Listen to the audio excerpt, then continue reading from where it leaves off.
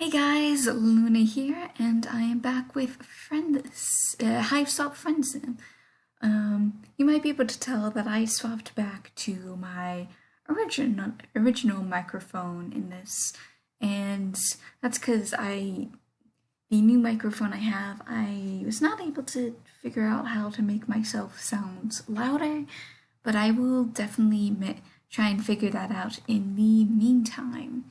So, when we last did the Assassin of Volume 5, so let's just get back into Volume 5, shall we? So we already know the introduction, and we're going to do Zebrah Codakk, which I'm going to write down the name just so I don't have to return back.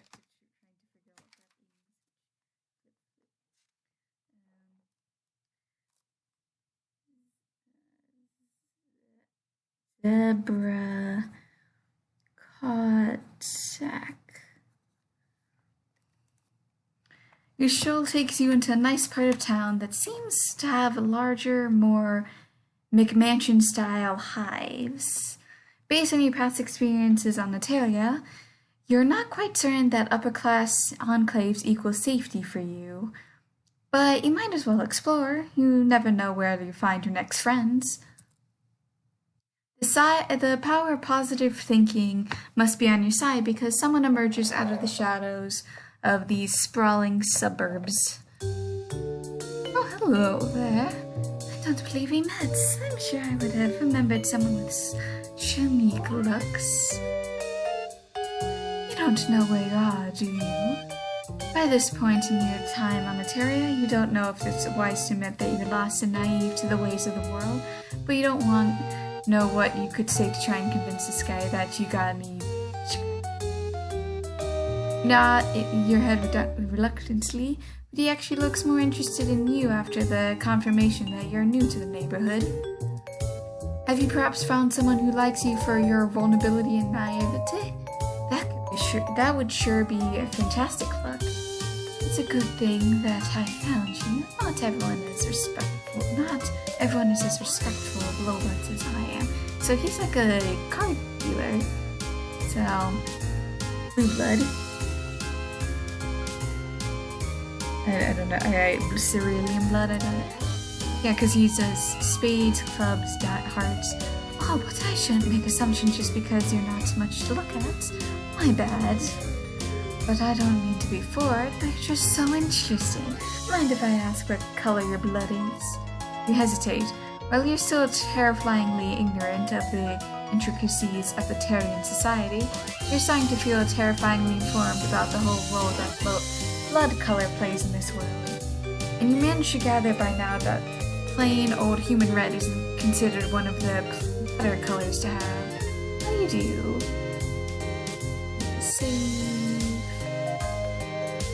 I'm gonna lie and say I have a high blood color. Oh, really? It's not that I don't want to be friends with other high bloods, but I'm a busy troll, you understand. So I only befriend folks that I might, want to fill a quadrant with somebody. Besides, high bloods just don't need as much help in our unjust society. Stay awakened. He pumps his fist in the air and you immediately copy him, but the gesture doesn't seem to be enough to change his mind about you not being oppressed enough for his tastes. I don't think it's going to work out between us. Out of his league. Aww. I like it. He seems fun. Tell the truth. Red, huh?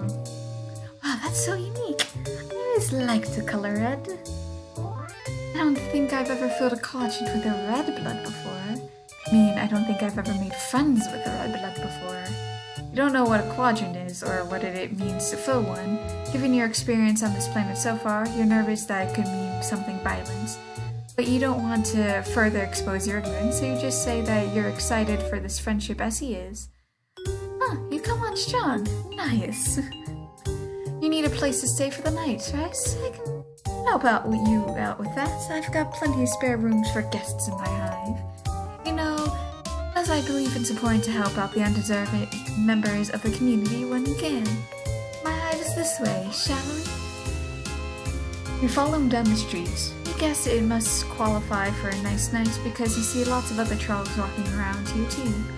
Most of them are dressed as nice as Zebrah, and you see you see a few shabby-looking trolls that must be low bloods walking with high bloods. Today is actually Flushed Nation Day, aka Valentine's Day, so you see a lot of trolls taking their mate sprites out to celebrate. Lucky for you, my flesh quadrant is currently empty, so I'm all yours tonight. That sounds a little weird. It doesn't need to be all yours, you assure him. You're an easygoing individual who's happy to share their friends with plenty of other friends. Sure, sharing can be a good time if you're into that. I could be speaking personally, like maybe with 2 low bloods, but not in an objectifying way. Everyone involved has gotta respect each other, you know? Wow, what? You have no idea how your innocent comment about friendship got taken to this particular place. You decide that maybe the best thing to say here is nothing, because who knows how you might interpret me next. Huh. Looks like there's a lot of high blood, low blood couples out tonight for the holiday. Pretty unusual to see in this neighborhood, to be honest. It's sad, but most of these low bloods are probably with their mate sprites because it's socially advantageous. Pretty shitty of the high bloods to take advantage of that, but not everyone is as socially conscious as I am. I think it's super terrible when high bloods don't treat their low mate sprites like the queens that they are.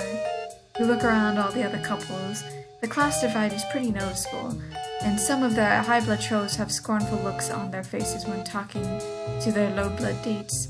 One troll is dressed in cerulean, so I'm guessing cerulean is the blue.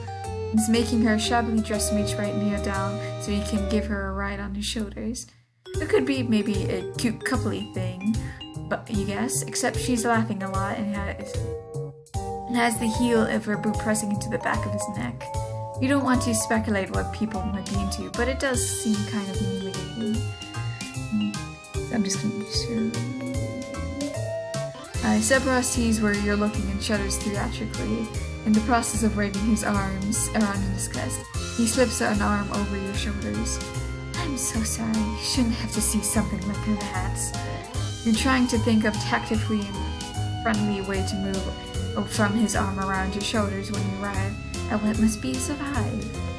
It's the biggest and most McMansion-y hive on the clock, and when he stops in front of it, he lets go of you to gesture proudly at his sprawling home. Welcome to my humble abode. I just feel grateful, you know, to be able to share my wealth with those less fortunate. When you walk inside the front door, you're greeted by a very distinguished-looking white zebra.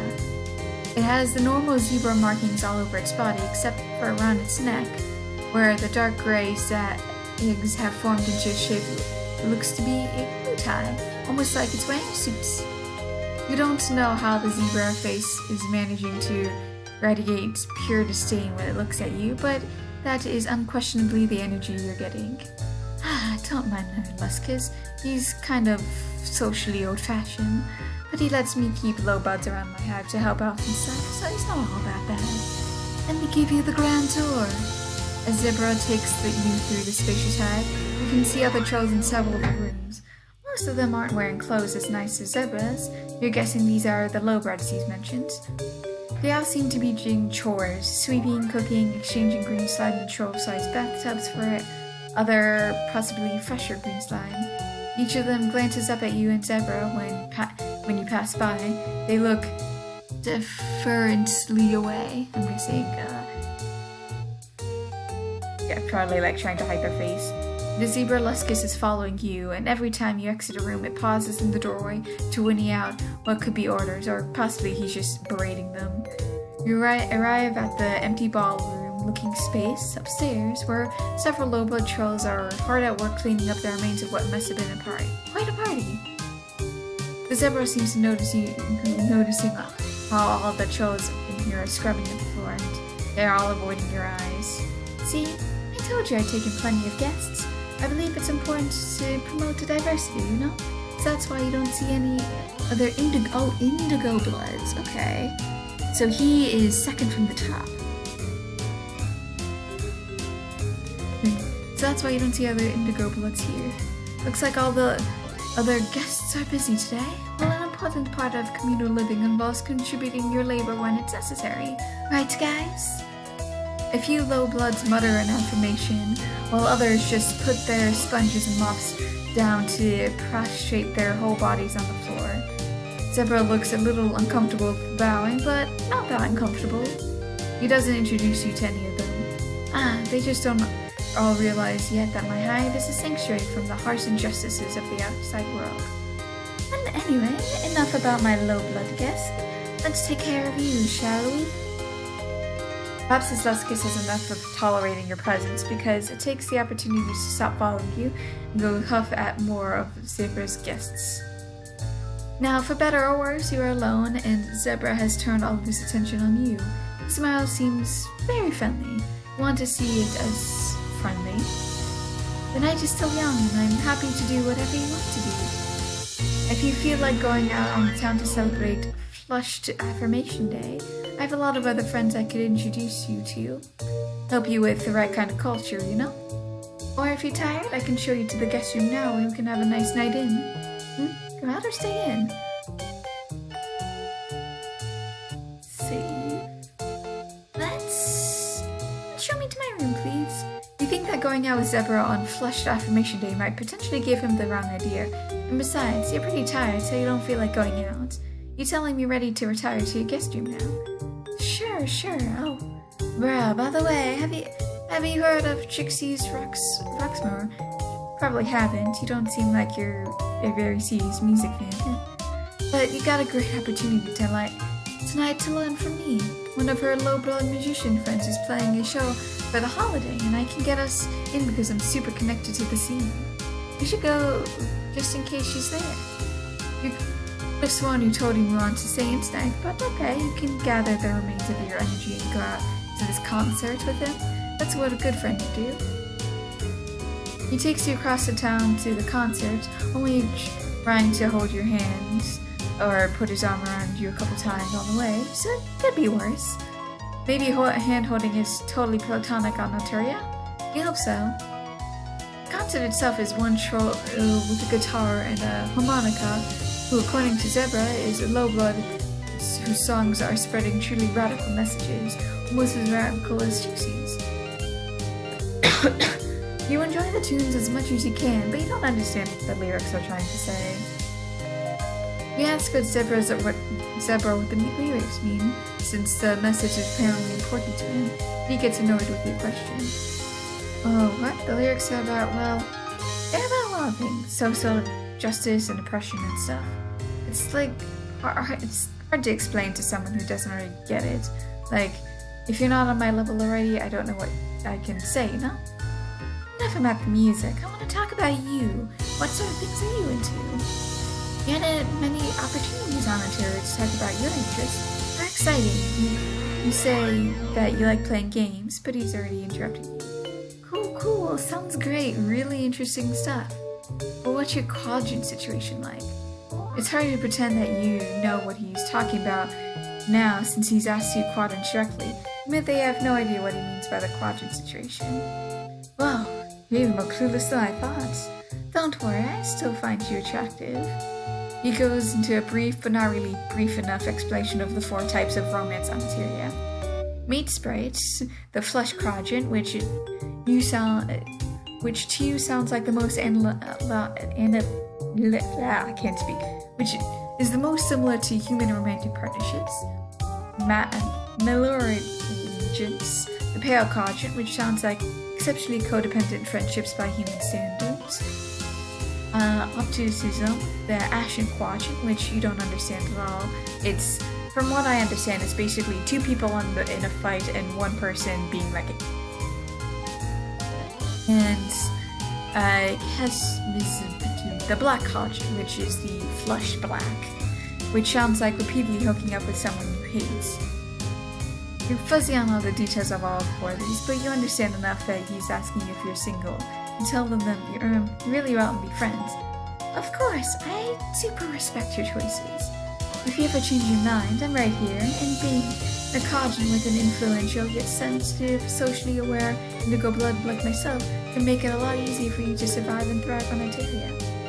Wasn't he criticizing that kind of high blood, low blood, socially advantageous relationship just a few hours ago? It wouldn't be very friendly of you to point out this hypocrisy, so you don't mention it. After another song, another troll at the club goes up to Zebrah and whispers something in his ear, then stalks off again. Zebrah looks alarmed, glancing around him and edging toward the club exit. I just got a tip that there is about to be a culling at this concert. We should get out of here. You definitely agree with him about wanting to get out of here. You look around at the rest of the audience still enjoying the show. You and Zebrah are the only ones getting ready to leave. Is he going to warn any of the other trolls of the danger? Oh no, definitely not. If I were to warn any of these low bloods that culling is coming, that could mean risking my life too. Not that I've ever tried, but everyone knows that. The high bloods here are probably fine though. We've got each other's backs. It's important to look after your comrades in the struggle. Sure enough, you can see that the other trolls here who, much like Zebrah, stand out because they're wearing nice clothes, are casually but urgently leaving the concert venue. The low bloods are still clapping and singing along with the singers on stage. No one has given them a tip-off. Come on, gotta scram. The two of you have scanned, getting away from the music club as fast as your legs can carry you. By the time Zebrah decides it's safe to slow down, you're tired and out of breath. Looking around, it seems like you arrived back in the high bloods part of town.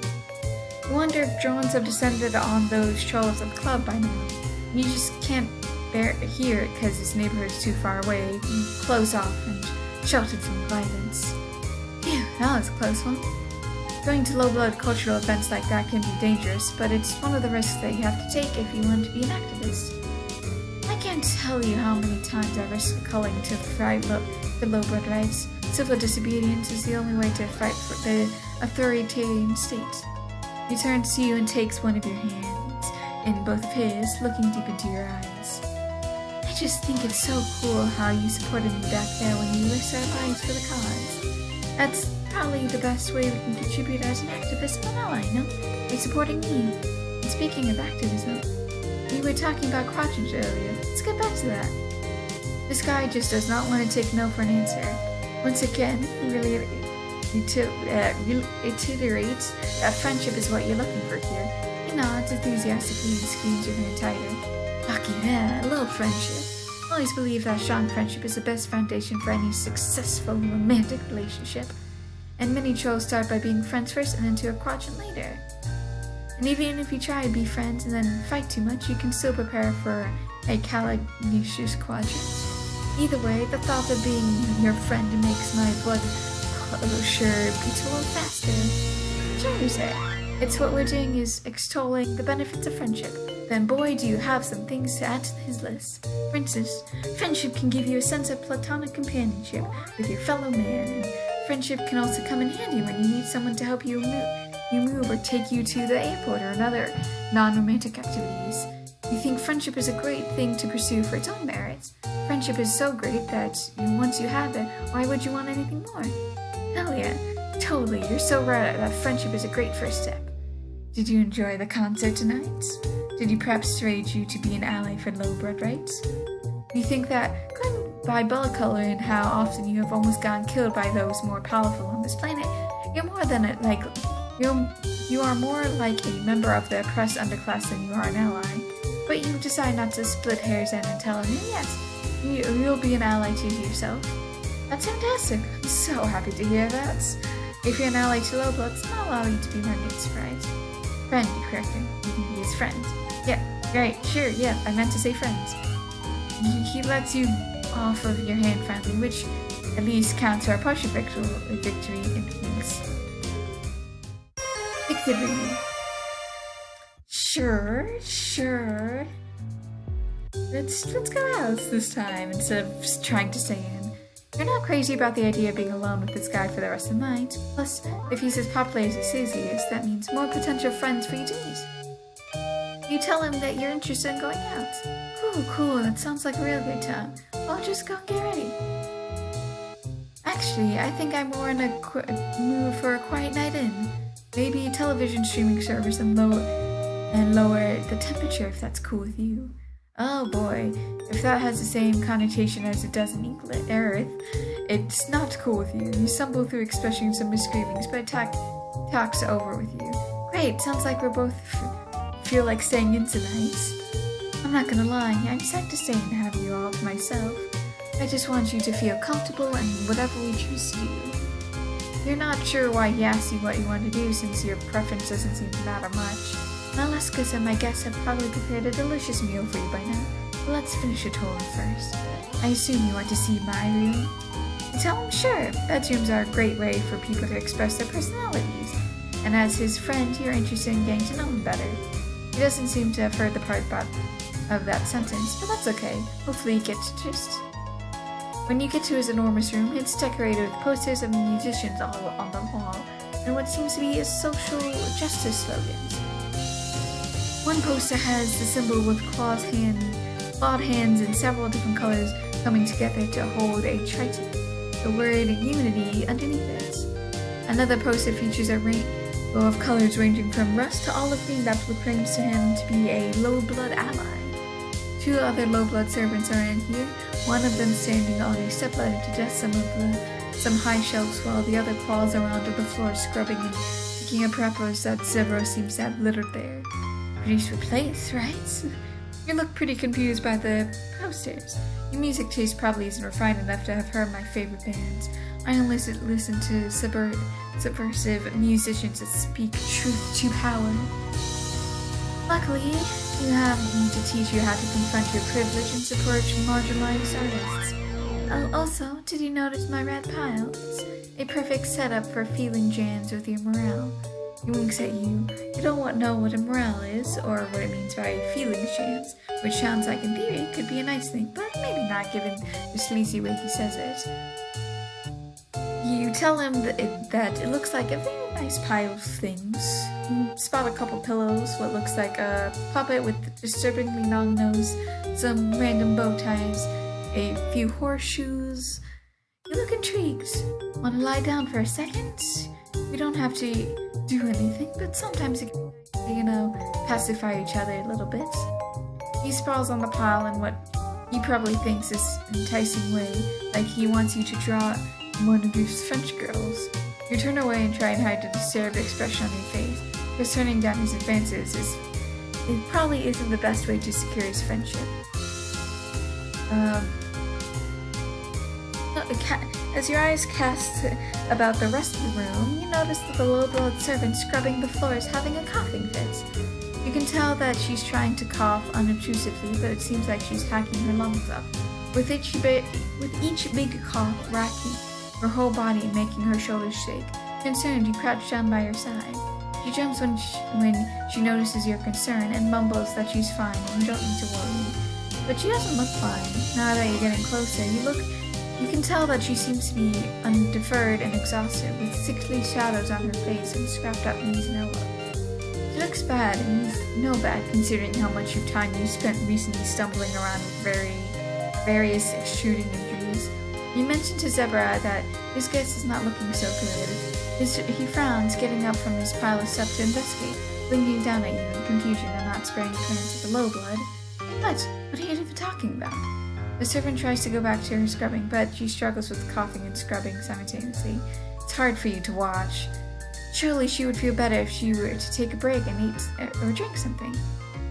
You asked Zebrah about the hot meal he was going to cook for you. Maybe you could give some of it to this poor sick troll. Geez, you make me look bad. There's no way a guest at my house could be going hungry. I expect lowbirds and do everything in my power to take care of them. What? You think you're a better ally than I am? Considering your status or lack thereof on this planet, you're not sure you count as an ally so much as a member of the oppressed underclass, but you let this slide. You hasten to explain that you didn't mean to criticize him, and you're sure he's doing a fine job at being an ally to the lowbloods. Well, it's not easy. Whatever. Maybe you should go eat now. I don't feel like having a feelings jam anymore. He turns and leaves the room without showing any sign that he would do something for the sick low blood. You mouth an apology to her behind his back. She just gives you a tired wave and goes back to scrubbing. Zebrah leads you downstairs to the dining room, where his Luskus is supervising a team of lowbloods, setting the table with what looks like a full-course meal.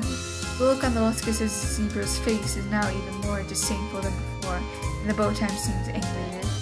Looks like dinner's almost ready. Cool. Of course, you're probably not gonna offer to pay for any of it, are you? Figures. Lowbloods. I mean, trolls in general always expecting you to provide for them without ever offering any compensation in return. Once you're kinda glad that you're unfamiliar with his alien vocabulary and innuendo, you have absolutely no money, which he definitely knows, and you can pay him back in dinner in friendship?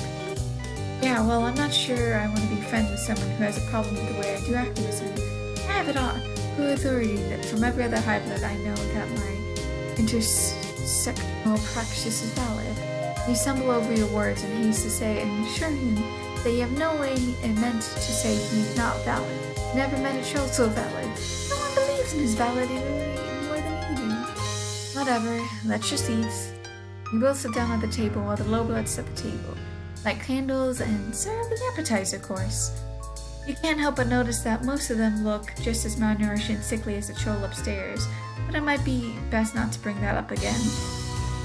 He's in silence for a while, and Zebrah looks like he's stewing over something. Then he sets his fork down and looks up at the table. You with a frown. You know what? I just realized. You totally denied my low blood her own agency when you questioned me about not feeding her. Yeah, what was that you said? You said was totally problematic. You don't respect low bloods at all, do you? Not like I do. You tried to apologize, saying that it was not your intention to disrespect anyone, but that you're sorry you apparently did. It doesn't let you get the words out. People don't realize how tough it is to be a high-blood troll who believe in social justices. Seriously, I face my own kind of oppression for speaking out and being an activist for low-blood rights. For one thing, I never get any consultation or conspicuous I deserve. My conscience are always going unfilled because no one else agrees with my radical views. I thought you might be different, but you just don't get it either. You try and tell him that he's got you all wrong. You agree with his radical views and believe in low-blood rights, which is why you were concerned for his guests in the first place. He just acts like you didn't say any of what you just said. You're just another one of the oppressors, complicit in the unequal power structure of our fucked up society. Your lack of awareness of your own privilege really makes me sick. You must think you're so oppressed with your red blood and multiple injuries. But what you're doing now, rejecting me and criticizing me, it's exactly the same as what subjugators do to the low bloods they call. They probably deserve what shitty position you have in society. Unlike me, I deserve to have this nice house and low-blood servants and full credence for being such a good activist. Okay. He's standing up by now, advancing on you with his Zebrah stamping his hooves, threatening at his side. You scramble back, trying to make your way to the front door. It's tricky because you have to step all around the low-bloods, who seem to feel strongly that they should get away from Zebrah when he's angry. You don't make it to the front door fast enough on your own. With a terrifying equine scream, Zebrah's Luskus rears up on its hind legs and strikes you with its hooves, battering through the front door and breaking some recently healed ribs again. Take your privilege and offensive views and get out. Anyone who doesn't respect low blood does not welcome as a guest in my head. In my hive.